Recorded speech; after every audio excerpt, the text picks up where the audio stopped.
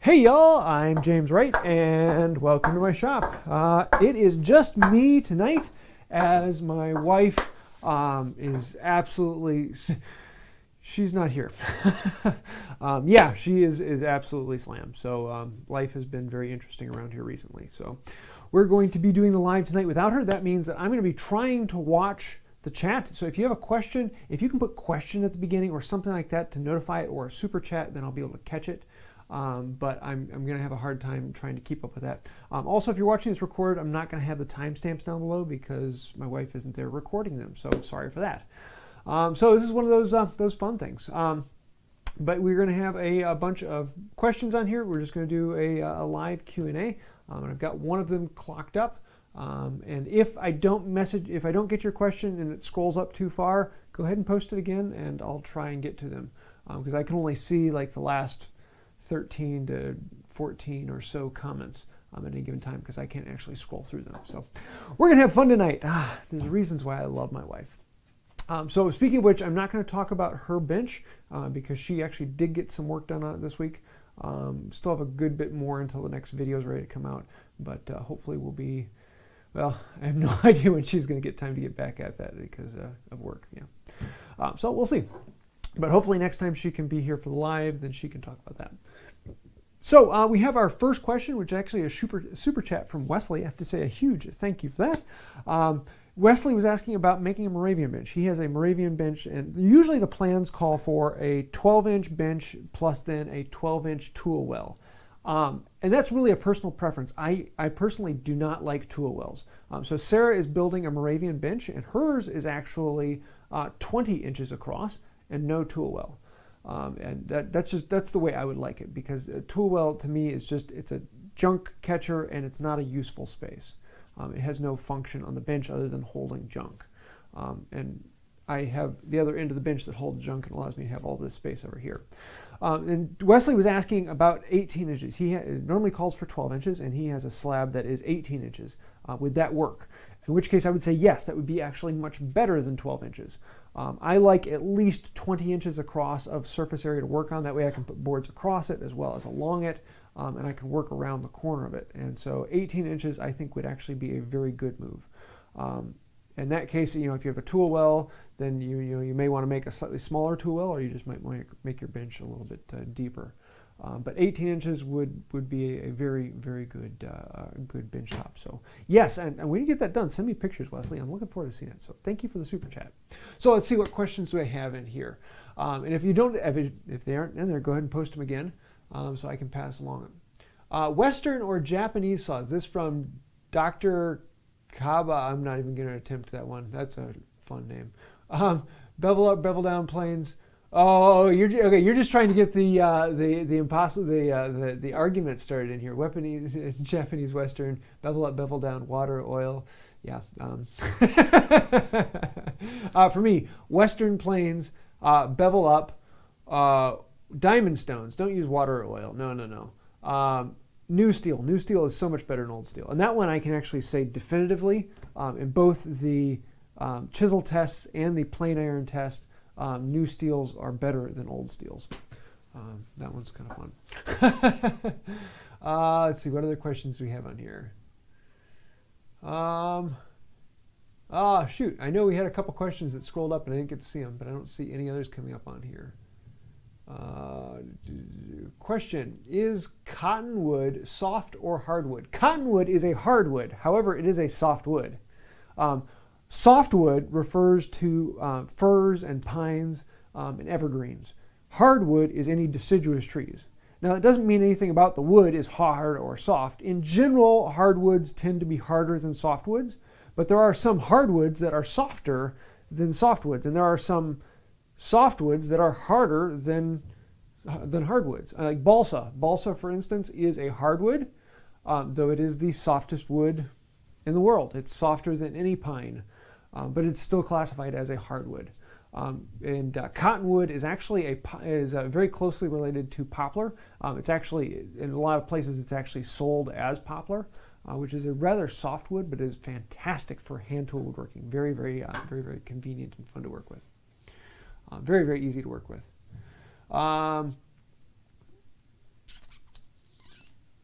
Is raw linseed oil sold in the big box stores food safe? Depends. Generally, raw linseed oil.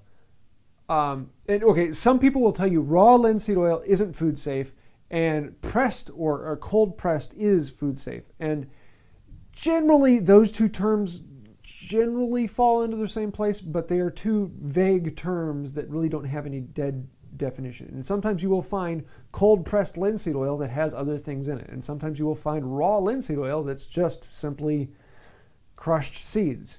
And so you really got to read the label and see if there's anything else in there. If you look at it and it says ingredients linseed oil, then yeah, it's pretty much food safe. I mean, yes, you can talk about contaminants from the machines that made it, but for all intents and purposes, using it as a finish on a surface, I would consider it food safe.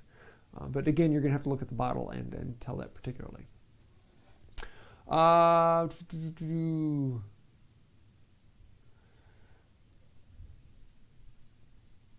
Question: did you come up with the new handle design for the Richter chisels?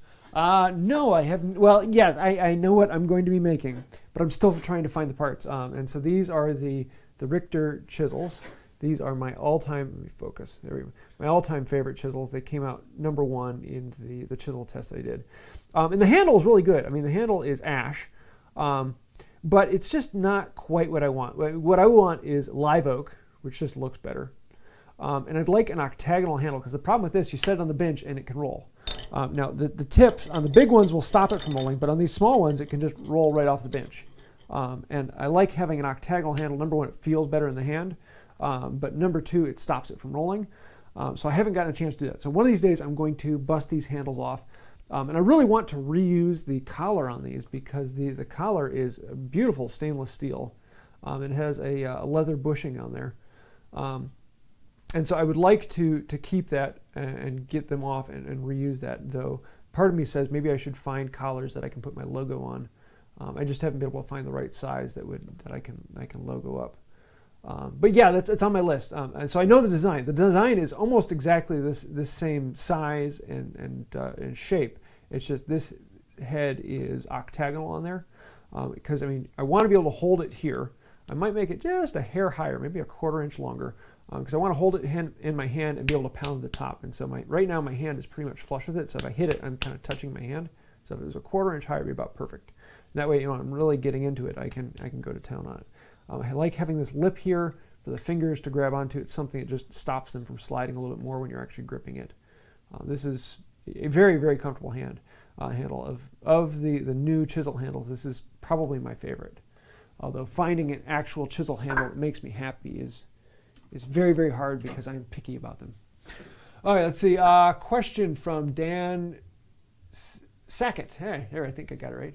I got some countersink bits for my brace, and they're very dull. Do you sharpen the same as auger bits?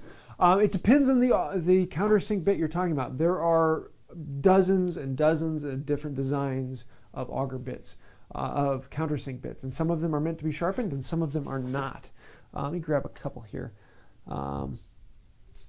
Here, grab my jar of bits. I'm just going to dump them out here. Yes, the jar o' bits. Let me see, where are my other countersink bits? So I got this one, I got that one. Where is my spile bit?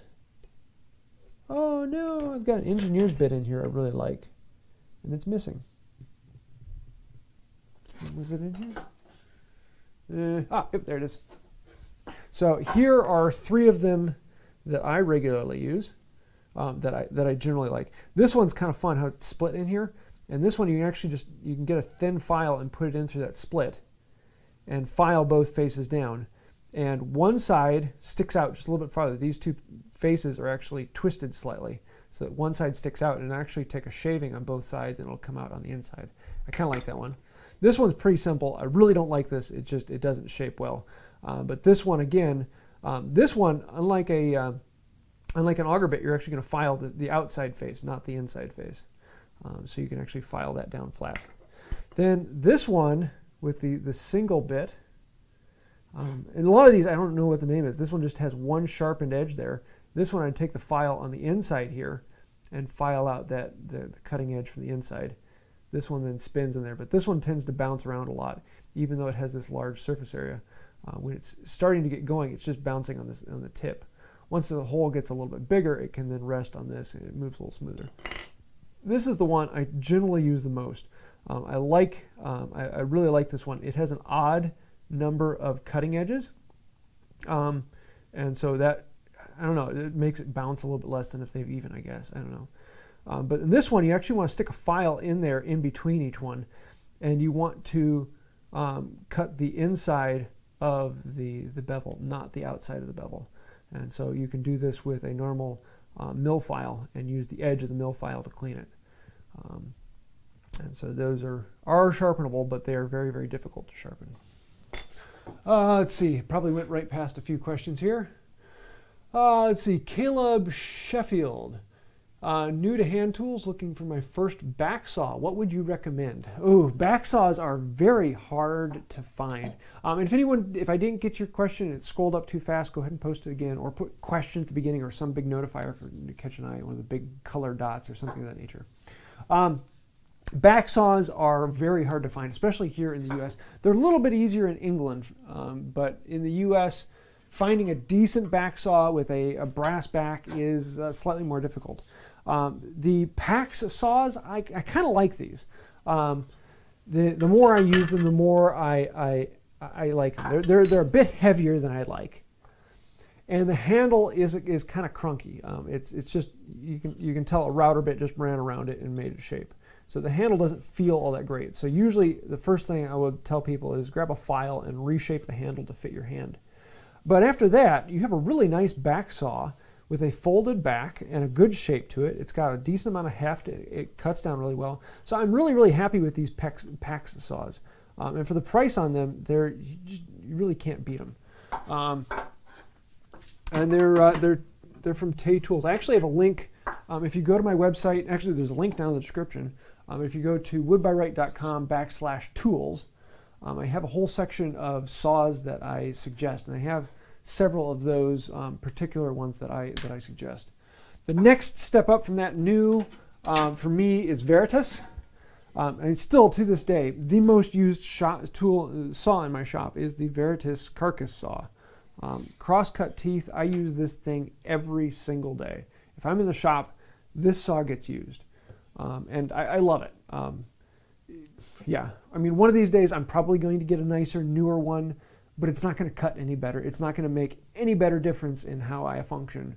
It'll just feel better in the hand.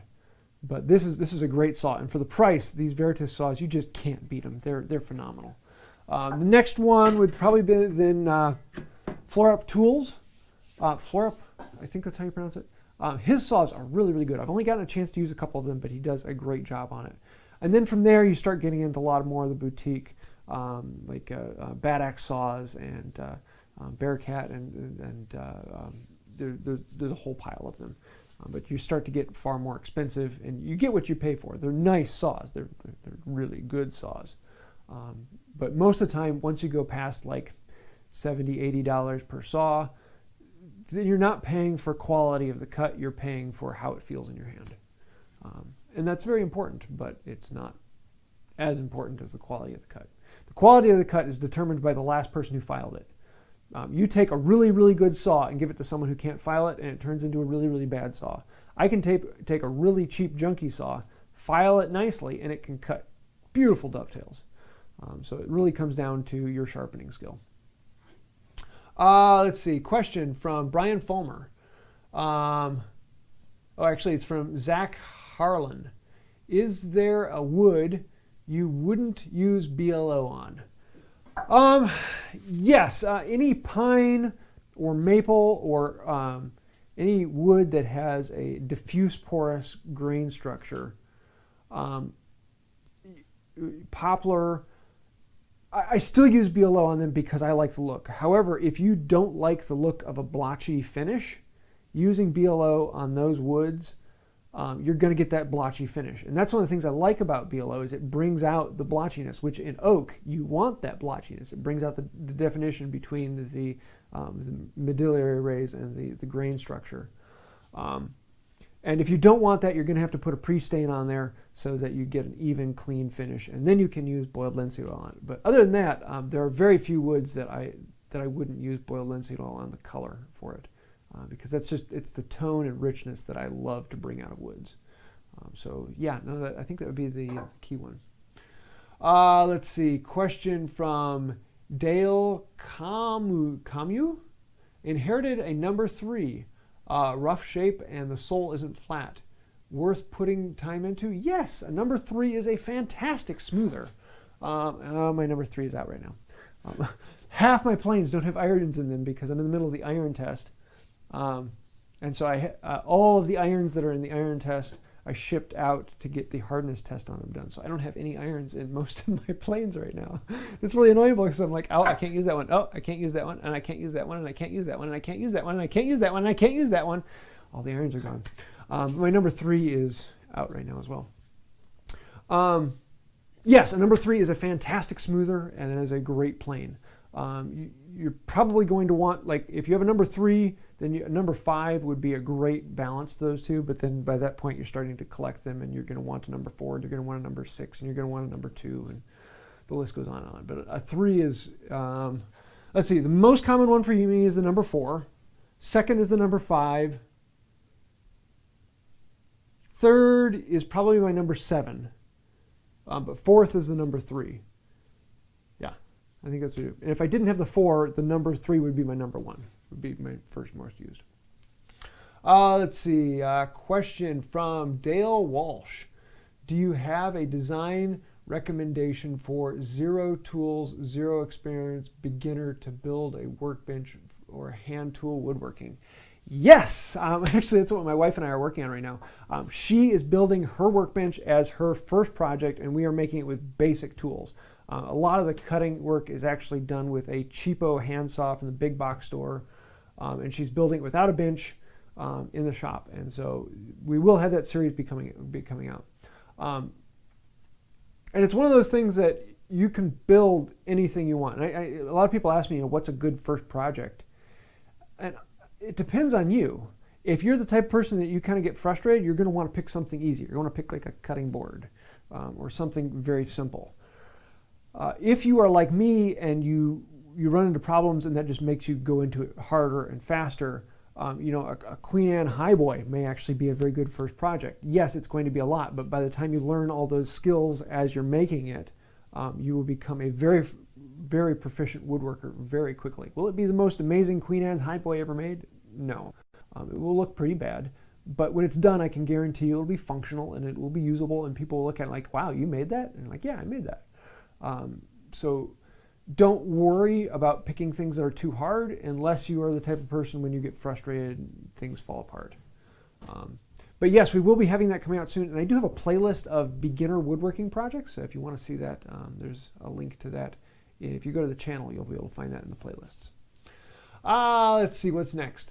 I'm looking into getting my first 2001 minimum standard.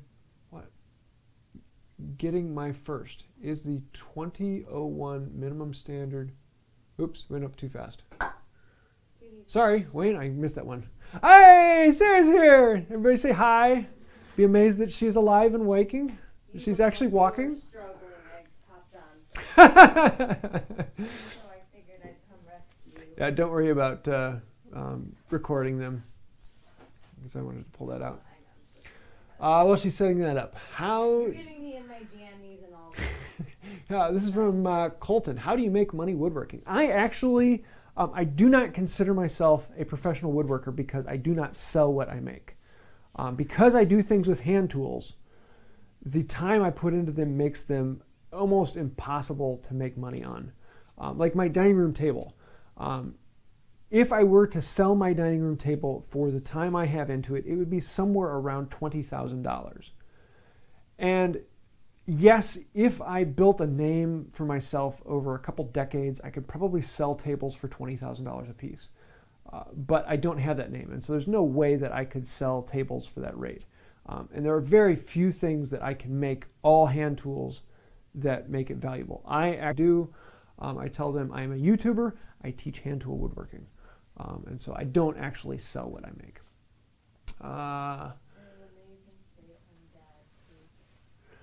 Yes. Sarah is the reason I can do this because she is the full-time nurse, and she has all the insurance, and yeah, without her, Wood by Right would not exist. So yes, be glad she is killing herself at work for us all. What's that?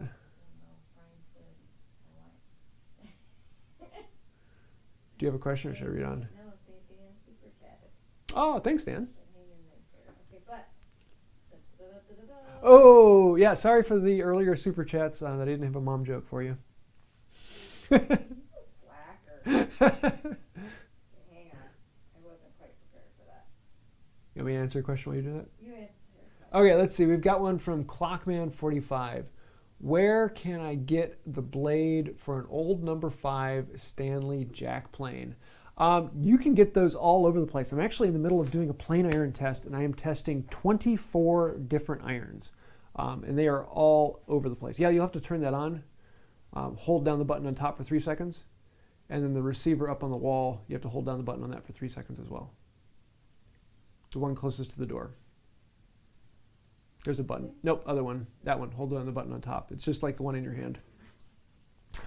Getting her microphone on. Yes, so I don't know which one to recommend because I'm in the middle of actually testing the irons, but there are piles of places out there that make replacement irons for it.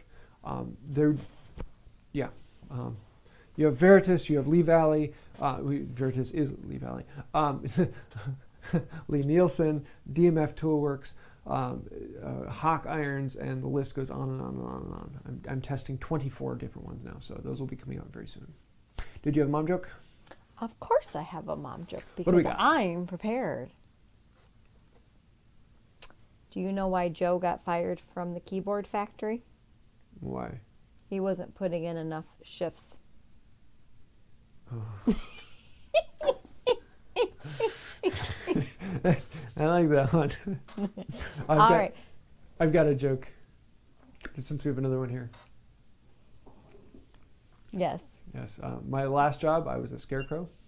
I was outstanding in my field. Hey, it's in my jeans.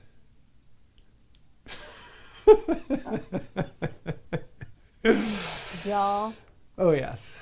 this is why you come to me for the jokes. Oh, what did Alan say? Free mom joke for it. My family asked me not to tell any Thanksgiving jokes this year. Do they expect me to quit cold turkey? Oh, Alan, I like Thanks, that Alan. one. That was a good one. Well, and see, Melody's nickname when she was little was Turkey, so we like anything turkey jokes. When she was like 3, we took her to a farm and she saw some turkeys in a cage and said, "Melody, look, there's turkeys." She looked really confused and looked at them and she said, "Not turkey. Turkey, not turkey." Okay, so Alan, Sarah wins. See? Ready for the other mom joke? What is it? Do you know what happened the other day when I yelled into a colander? What? I strained my voice. Yes, let's get back to the questions. What do we got? No, they want a bench update. Haha. Oh, okay, yeah. Here, I'll turn the camera around so you can all see Sarah. Oh yeah. Do you want to see this? This is what they a don't want to nurse see likes to- this. They want to see this. This is what Sarah looks like after working extra hours. Cause yeah. Yeah. This So is what do we got what for I bench look update? like in my splendor because I thought I was not coming down here. They're standing up over by the shelves. No, they're right there, right in front of you. There you go. My tenants. Yes. I have a tendency to barely be taller than my projects. So what is it you made? A tenon. Where does it go? Where does it go? Oh, so it's going to go like this. And then the legs go shoop, shoop. And then eventually my bench will be the proper height. Yay! So that tenon then goes through those legs sitting down on the floor. Legs, yep. Not those legs, but those legs. Thank you. Why are I'm you glad looking you at me like clarified. Hey, at least I didn't wear my sheep jammies. Yes. Oh, So it's coming along, but we got Progress. She's got a lot more to do on it. Yeah. Someday out there. Please share tips to reduce tear out while hand planing high figured walnut. Ooh, okay. And that was from Matt W. Anytime you're working with things with a lot of figure or a lot of curl or switching grain, you need to set up your plane for high-end smoothing work. And I have like 6 or 7 videos. If you Google how to set up smoothing plane, I'll have 2 or 3 videos that show up top of the list. Oh, no. What is it doing? And Stop. what you want to do is so make the mouth as small as you can. You want to move the chip breaker as close to the tip of the iron as you can. I think I might have screwed something up. You want to take as thin a shaving as you possibly can, and you want that blade to be incredibly sharp. I mean, within an inch of, if it's like less than an inch, 1/16 of an inch of its life. It's got to be beautifully sharp. You do all those things, and you can plane any wood out there. The problem is all of those combined are very, very difficult to set up and actually get accurate. And so usually you end up doing a few of those in one way or the other. The most important thing is getting the blade sharp. And I don't just mean sharp. I mean 3 steps sharper than absolutely sharp. You get it really sharp, you take a very, very light shaving, and I'm talking like a 1/2,000th. With those 2 settings, you can generally plane most any wood. The next thing is then moving the chip breaker close to the mouth, and that will compress the curl in front so that it won't tear out in front of the cut. And then lastly, if you can, move the frog forward or close up the mouth. With all those set in place, you can generally plane most any figure out there. But take those in order. Sharpness first, depth of cut second, chip breaker third, mouth fourth. What's the next question? It's getting old now. I don't know. I might have screwed something up. I have the chat. I don't have the other page. Oh, don't worry about the other page. Just okay. I have chat. Where are we at? Dan's.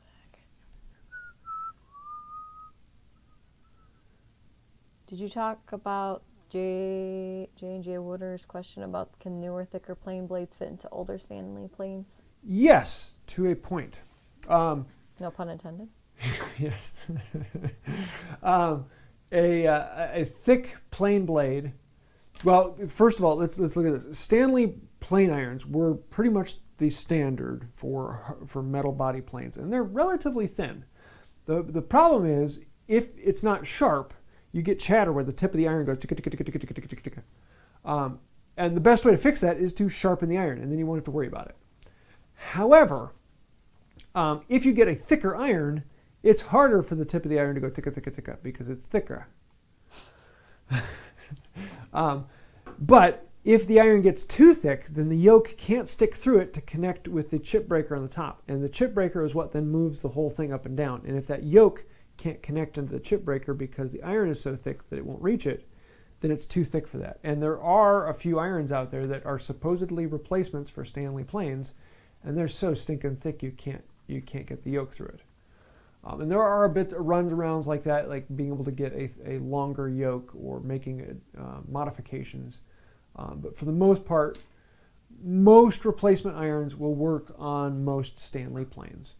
But there are a few that are really thick. And when I go through the iron test coming up, I'm actually going to be talking about that because there are a couple that were so thick.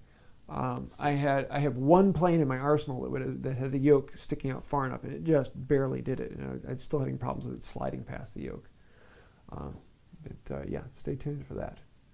But most of them, no problem at all. You just have to, unless you have some weird yoke that's been filed back, or there are a few odd ones that don't quite fit that. Most of them will work with most of the irons.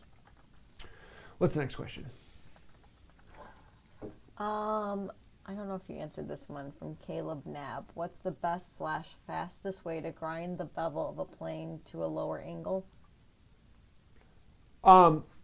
Wait, before we get that, if you posted a question earlier and it's already gone up, go ahead and repost it so Sarah can see it. Why am I posting as James Wright instead of Wood by Wright? Because you logged out when you flipped the screen. Whoops. That's fine. just means, I'll have to figure out how to cancel it. So we're going to have a little bit of fun at the end of this thing. What's the best way to regrind it to a lower angle bevel? That is a hard one. The fastest way to do it is with a slow speed grinder, a wet slow speed grinder. So it has water running over it, such as like a Tormac. Those do phenomenal work. They work really quickly. You get a slightly hollow grind on it, and they work really well. The next step is to use a regular grinder, but you have to be very careful with that. You have to grind a little bit and then cool it down in water, and then grind a little bit and then cool it down in water. And so rarely are you going to put it on there for much more than 3 seconds at maximum before you cool it back down. Because if you heat up that tool, the tip too much, you've ruined the temper, and the iron is nowhere near as good as it can be. The method that I generally use is I go and get like some 40 grit sandpaper, something that's really, really aggressive. Usually I will get I'll get a belt sander belt, and I'll cut that belt sander belt so I have a long strip of 40 grit sandpaper. And I will lay it down on a bench, clamp one end, and I'll just grind it down pass after pass after pass. It takes a little bit of time, but it's actually not that much. If you're taking a regular plain iron from 35 degrees down to 25 degrees, you're probably looking at like 10 minutes worth of work. So it's really not that bad. But that's just my personal preference. So yeah, be careful on grinders. Don't overheat it. Always keep water by to keep the tip cool. If it changes colors on you, you've messed up the steel. What's next? John Day asked, have you ever looked into a solar kiln drying? If so, is it worth it for a hobby woodworker? For most hobby woodworkers, no. It's generally not worth it. Unless you're going to be doing a lot of volume, it's not something to really think about. I have a couple places where I store green wood, and I just let it naturally dry, just down here in the shop. It's going to take longer to do that, but not that much longer, because it's down here in an air-conditioned shop. It actually goes pretty quickly. If you are going to be doing decent volumes of wood, like you have 2 or 3 tree trunks that have been milled up, then yeah, it might actually be worth your time to make a solar kiln. If you're ever planning on selling lumber or milling lumber, then definitely it's something worth looking into. A solar kiln is actually a really cool way of doing it. It's slightly slower than a full heated kiln, and so you kind of get the best benefits of both, of the air dried and the kiln dried. It's not quite as crispy as the kiln dried, but it's not quite as easy to work as the air dried. So it just depends on how much you're doing. But for most of the time, if you have space in your shop for the few extra boards you're going to need for the next project, go ahead and let them dry in here, and don't worry about it too much. But yeah. What's next? All right, Ryan Murphy, why are the ends, and then he puts parentheses, nose, of Western saws have different shapes, i.e. some are square at the end while others taper to a narrow point? Decoration. I'm assuming you're talking particularly about back saws. Whereas back saws, most back saws are pretty flat here, but some of the bigger ones kind of have weird shapes out here, and some of them even have backs that are only about this long and then have straight out here. And that's mostly because a lot of back makes this saw very, very heavy, making it very hard to cut, making it hard to start because you got to lift the saw up out of the cut. And so if you don't have all the weight out here on the tip, it makes it a little bit easier to start it. And a lot that's one of the common things with back saws. However, there is something about decoration, and saws have a lot of decoration on them. Saws are made and sold by their decoration. The more decoration a saw has, the more valuable it is, and that's where nibs came from.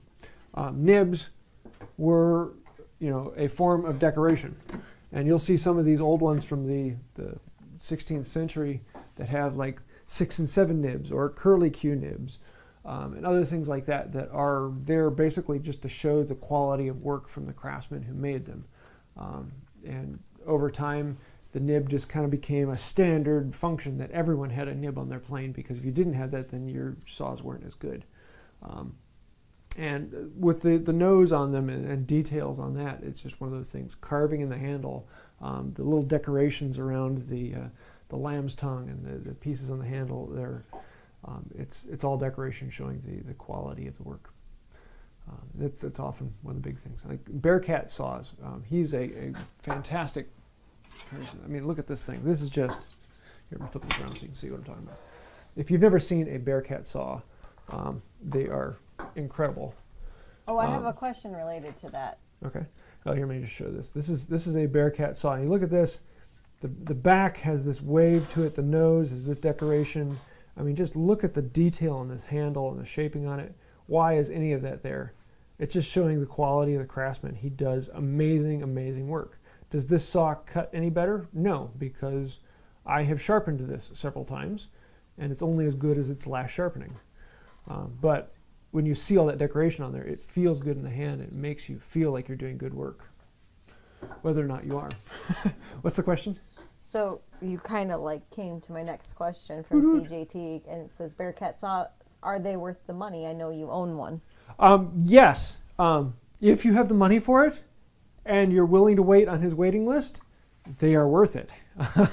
He's one of my favorite saw makers. Just absolutely gorgeous, gorgeous saws. But I mean, with any saw, they're only as good as the last person who's filed them. And if I cut with this saw, and I cut with one of my other, like this one. Well, this is kind of a bad example. This is an old style Sheffield, a very, very nice saw, another one of my favorites. I did a video restoring this one. I have also sharpened this saw. And these two saws have almost identical sharpenings on them because I've done both of them. And surprisingly, they both cut almost identically. And so after about 60, 70 bucks, you're paying for the decoration of the saw. You're paying for the fit and feel. You're paying for it being sized to your hand. You're paying for something that when you pick it up, it feels good. You're not paying for quality of cut. You're paying for something that makes you happy. And Bearcat saws, that makes you happy. And as someone whose hands do not fit most saws, I'm becoming acutely aware of comfort being. If you have small hands or you have big hands, then it is well worth it to buy a premium maker like Bearcat or Bad Axe that are willing to size the handles to fit a different hand size. Because that does make a difference in functionality. The Veritas saws, they come in one size, and if your hand doesn't fit them, oh well. Sorry, babe. I will make my own one saw to rule them all. So, coming up, we're going to have a tool wall being installed over here with all these small tools, number one included. The first number one we get won't go on my tool wall. What's next? Let's see. Notice, guys, this is something you need to learn. I said the first number one that we get. Who is this we, Kimosabi? All right. Tommy Roberts, what was the question? When making boards from a log, would you split and then saw or go straight into sawing right away? It depends. Sawing is the most efficient way to do it. You get the most lumber out of it.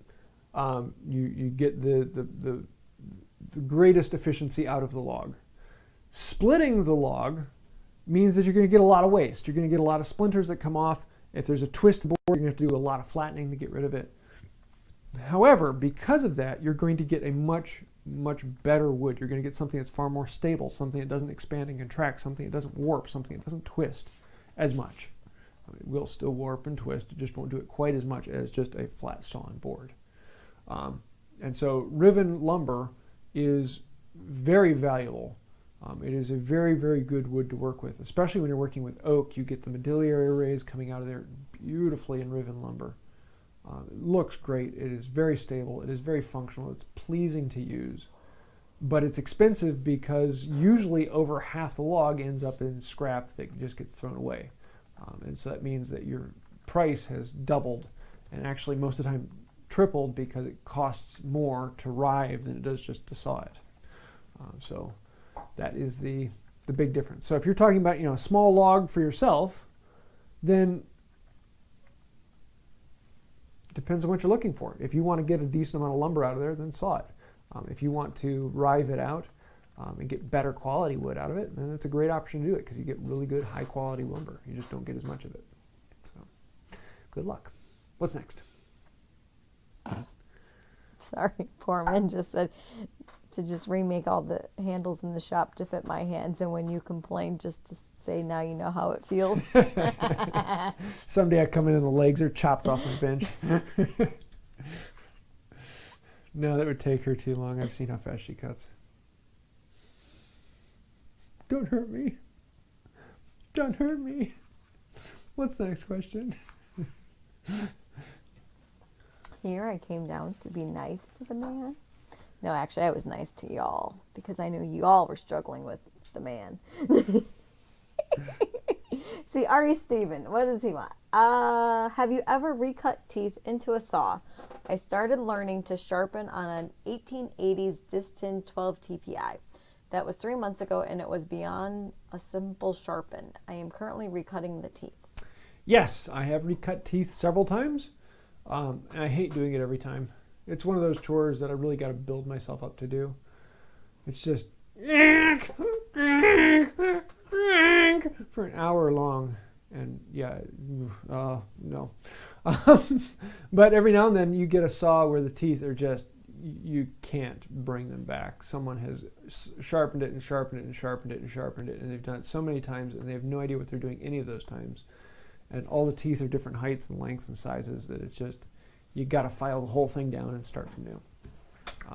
I don't have a video on doing that, but Paul Sellers actually has a phenomenal video on retoothing saws. So definitely take a look at that, because when I do it basically exactly how he does it. So it's a very, very well done saw. I'm trying to think, there was another person I saw recently did a retoothing video. And I can't for the life of me remember who it was.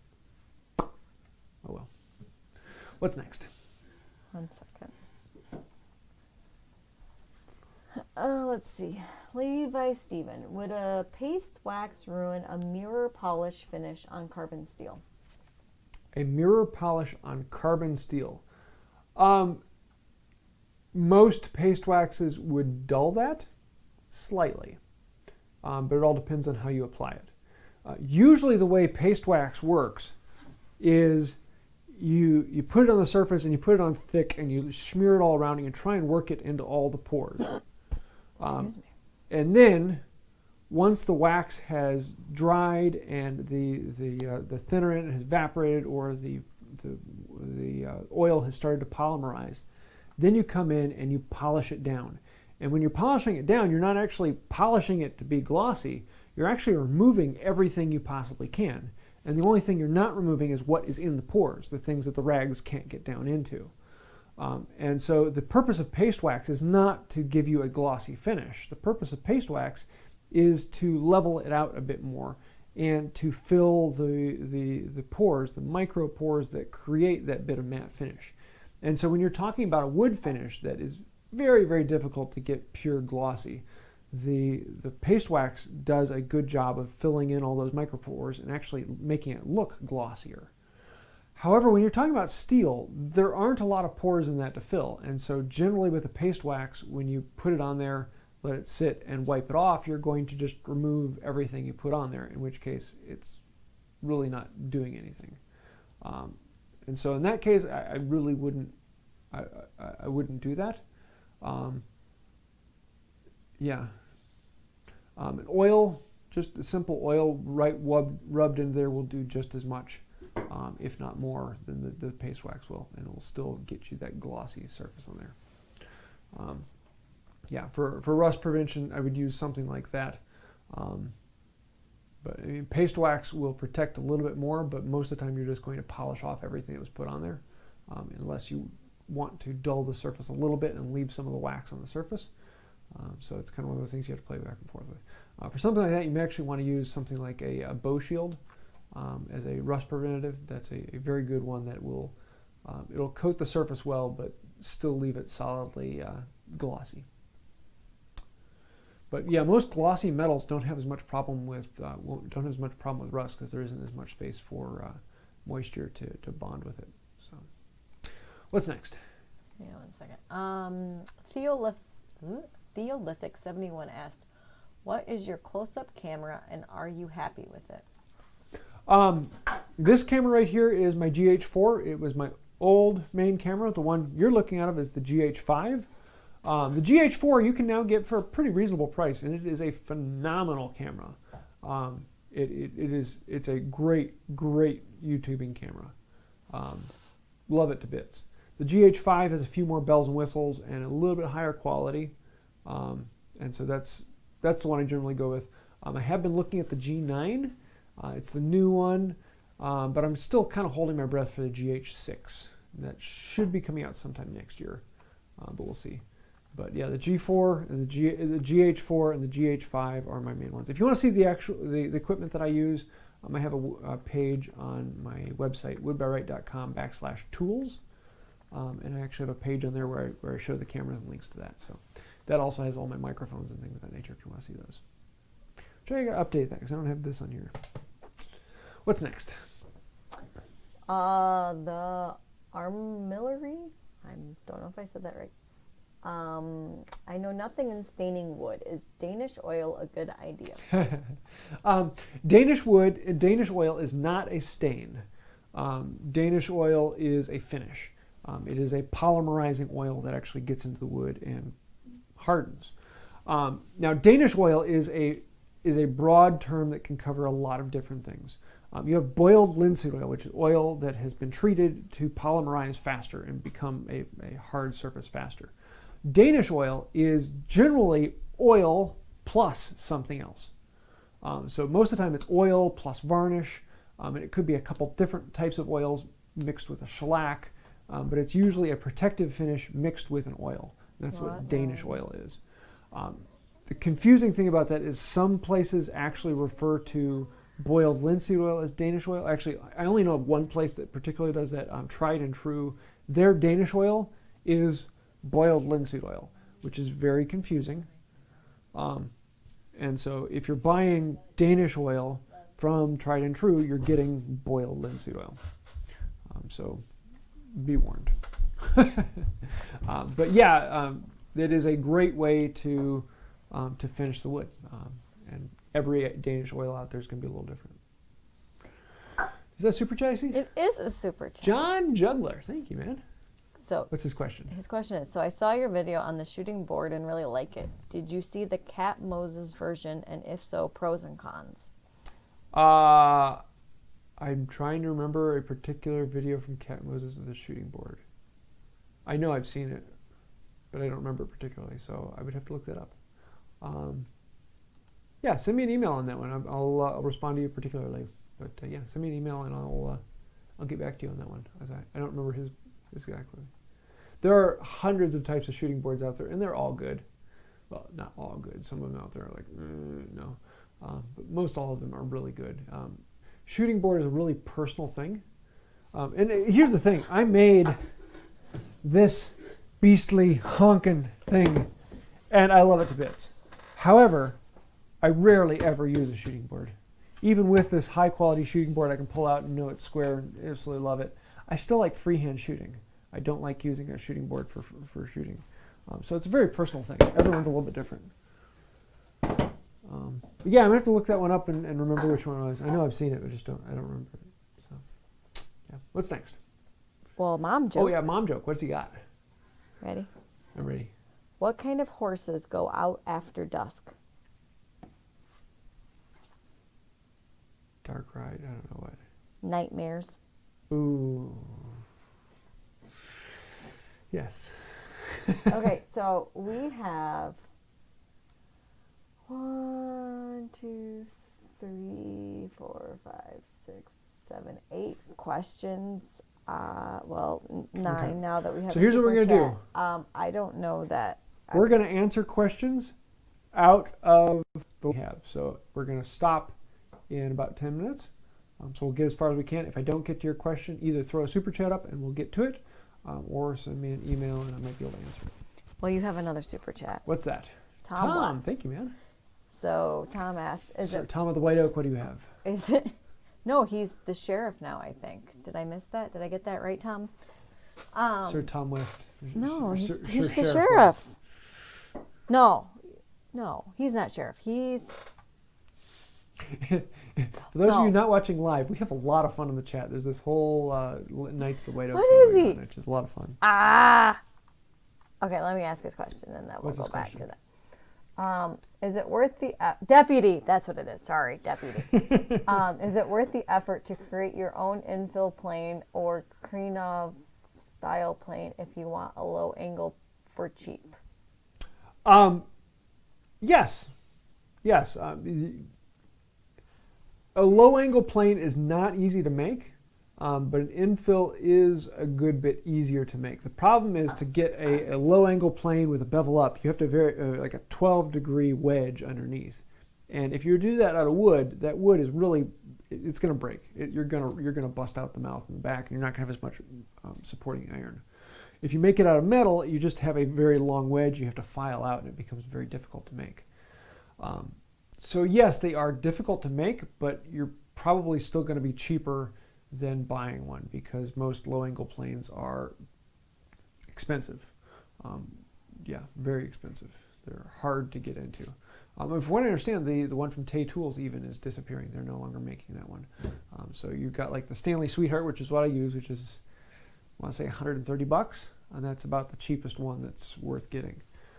So it depends on what you have. If you have $130 sitting around and you want to get one, then it's probably better to just buy one. But some people really don't like those, in which case then the price goes to, like, the next one is the Bench Dog, which is I think $180. So making one yourself could be a very good outlet. Just understand you may end up having to make it twice because the first one is what you learn on. I do have a video making I have a wooden bevel down low angle plane. Bevel down low angle, you have to be careful of. It gets a little bit more chatter, so you have to take a little bit thinner cut, but it does work very well for doing end grain. It's really light, so having a wooden one is not great for shooting because it just doesn't have a lot of power in it. But for doing large end grain surfaces, it's actually pretty good. And if you want, I've got plans available for making that low angle wooden plane. What's next? So I just had to clarify for Isaac H., who asked, "Are we genuinely and naturally this wholesome, or is it just for YouTube?" Oh, this is all natural, jammies and all, like the real deal, real glares, real doghouse, real. Okay, Tom super chatted again, and Tom, we didn't even give you a mom joke for the other super chat, so thank you. So Tom said thank you for King James and Queen Sarah, and wants a Knights Run Fest. That would be fun. Post-COVID, yes. Yeah, post-COVID, we are going to do a big Wood by Right bash. But not before, because I got enough work to do right now. All right, are you ready for a mom joke? Yes. Why were the early days of history called the Dark Ages? Why? Because there were so many knights. Makes sense. What's the next question while you're looking that up? La la la la la la la la la. Gregory Quilkin. How deep to drill for a 3/8 dowel joint? A 3/8 dowel joint, as deep as you want. Most of the time, 1.5 inches, plenty good. You go much longer, 1.5 inches, and yeah, you're not really adding much strength at all to it. Inch, you're starting to get a little weaker, so yeah, 1.5 inches would be about right for that. Yeah, good question. What's next? John Juggler. Have you ever thought of milling lumber? Pros and cons. Yes, I have done a decent amount of milling my own lumber. Not with my mill, but I've got a few friends who have chainsaw mills, and Matt Cremona, who does the bandsaw mill. Actually, a good chunk of my lumber has come from Matt Cremona. I do not have the property to be able to mill up lumber, nor do I have the space to dry racks of wood. So it's not something I've gotten into. I've wanted to. I've talked to people about possibly making my own logging trailer and then working at my wife's grandparents' house and letting them, but just the logistics in it just weren't worth it. Maybe someday in the future when I have more property, we'll do something like that, but for right now, it's not something I have the space to get into. Lumber requires space, lots of space. The final frontier. What's next?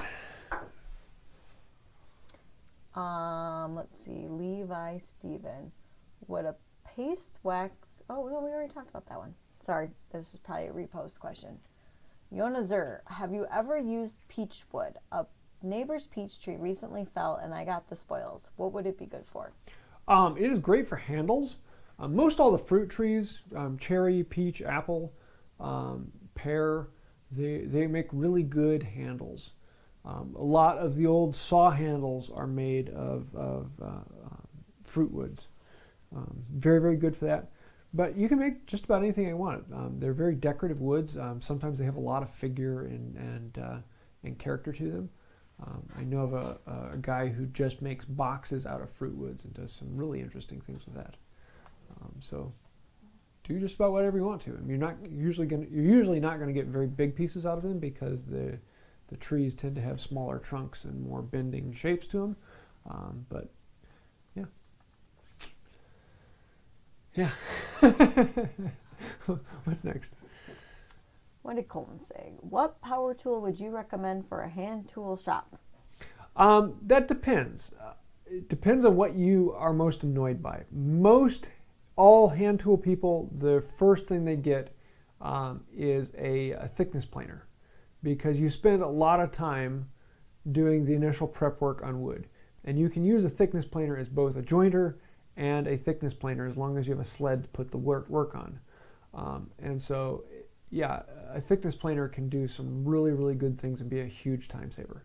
There's another school of thought that says the first thing that you should get is a bandsaw. Because of the bandsaw, you can do large rips, as well as you can do delicate turning and shaping. Some of those bigger, heavier cuts just become a lot easier with a bandsaw. So it kind of depends on you.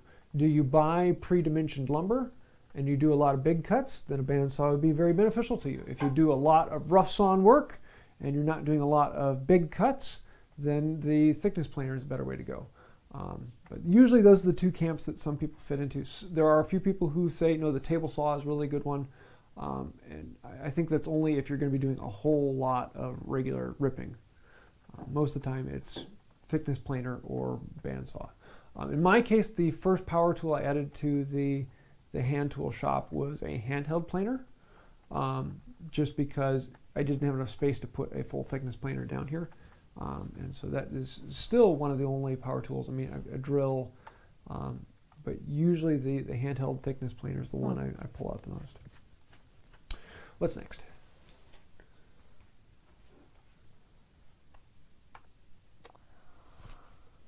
Woodwork learner, have you had to replace broken threaded bar on a Stanley Sweetheart low angle jack? Front handle, very thin bar. M5 in UK terms. Broken threaded bar. I think you're referring to the bolt that holds the front knob on. No, I've not had to do that. If that breaks, it's usually because this has not been tightened down. The knob is what actually gives it strength. That bolt is just there to provide friction between the knob and the body. The bolt should not receive any lateral force. That lateral force should be transferred through the friction of the knob and the body. If that becomes loose at all, tighten it down. But no, I've never run into breaking that. You know, looking at this again, I really want to do the video again. I did a video a while ago with the rocket-powered hand plane, where I put rockets on this hand plane and made it plain wood with rockets. That was a lot of fun. I need to do that one again. Why are you looking at me like that? Because I remember a water bottle rocket conversation. Good memories. Very good memories. What's next? Good memories. Ooh, I should do a water bottle rocket hand plane. This could get interesting. Mentos powered. Jim N. Are you concerned with uneven pressure on workpieces on Sarah's vise as it is favored to one side of the bench? No. And then she's wondering, rather than putting the vise in the middle, she has a vise on the end of her bench just like I do. Rather than putting the vise in the middle of it, we moved the vise off to the side. And the reason for that is if you're doing detail work, you're generally going to do it on one side or the other. You're not going to do it in the middle of the vise. And so you want to get that work as close to the screw. So if I move the vise over to the side, then that allows me to use the very side of the bench, or allows Sarah to use the very side of the bench. I was going to say. And it gives more support there because there's a lot of times where you have to use the side of the bench. And if the screw's in the middle, then it's farther away and you don't get as much lateral strength in that. The only time you're using the whole face of the bench is if you're doing something long and it's using the whole face of the bench. And so you have that natural compression all the way along there. And so it is better to have it off to one side than in the middle. I know it's slightly counterintuitive, but you get better control and force being able to put it on one side. So you get the screw closer to the edge you're going to be working with the most. And the rest of it will work in line as well, as because you'll have a long piece in there. There's really no reason to be putting a small piece on the other side when I have this side open to work on. It's also the same reason why we recessed the vise up into the bottom of the bench, because we want to get those screws as close to the top of the jaw as possible, because the top of the jaw is where we're going to be doing all the clamping. If the screw is down farther, then that jaw tends to pry away. We're still going to have a little bit of problem with it because it's a fairly tall jaw. But the more we can mortise it up into the bench, the less rotation we're going to have, the less leverage the top of the jaw has. So, yeah. Talked about that a little bit on the video, but I've had a lot of questions about that one. What's next? Now they want you to find different ways of building rockets to plane and then make an Excel sheet on which works best. And then I just was They hate me, don't they? They hate me. Well, then I was imagining like if we did a Mythbuster parody and you be Adam and I be Jamie. I was getting there. I know his name.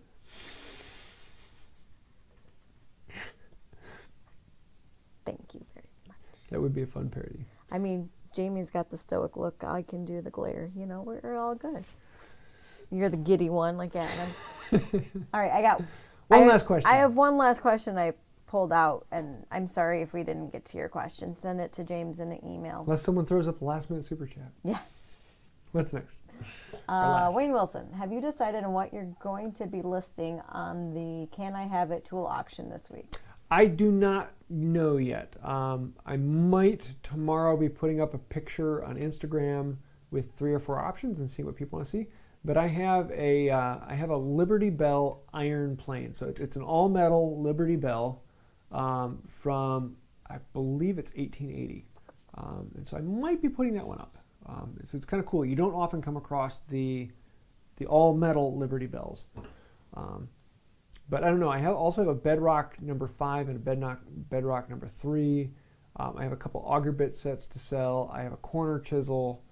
I'm currently working on restoring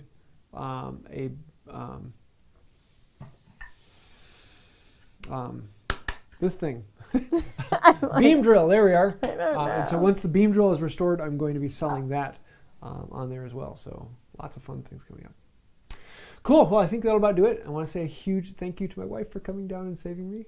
And everyone say thank you to her because she has been putting in crazy hours. And for everyone, please stay home. Stop giving my wife more work to do. It's not nice. Nobody likes that. Yeah, I think that'll about do it. So until next time, have a wonderful day. Oh, I don't know where it button. Oh yeah, I gotta come over here. So Sarah screwed it up. Yeah, let's go find this off button. Let me see what we got. Shrink this. Go back into this. Go. Oh, well, no, we got to go into. Oh yeah, we're gonna be here for a little bit here, peoples. Here, let me pull up. Leave the chat. I'll talk to them. Yeah, that's what I'm gonna do. I'm gonna pull it over here so you can still see.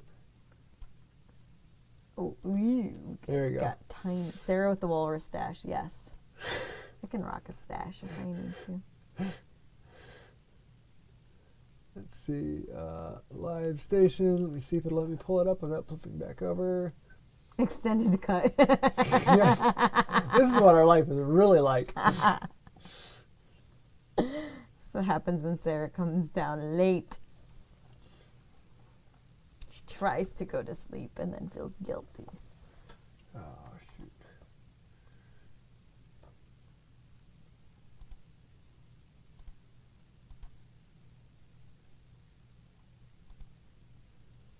Oh, oh, oh.